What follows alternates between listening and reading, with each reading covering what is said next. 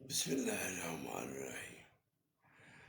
پیارے دوستو، مرشد باغ مولانا جلال الدین رومی فرماتے ہیں کہ جب اللہ سے دعا مانگو، ہاتھ اٹھاؤ تو عاجزی، انکساری اور ادب کے ساتھ،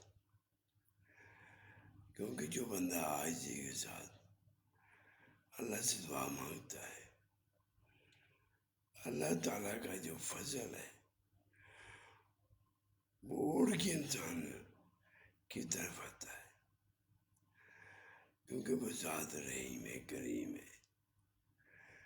اس کے آگے ادب سے، عاجزی سے، انکساری سے پیش آؤ، کیونکہ ہم اس کے بندے ہیں، ہم اس کے غلام ہیں۔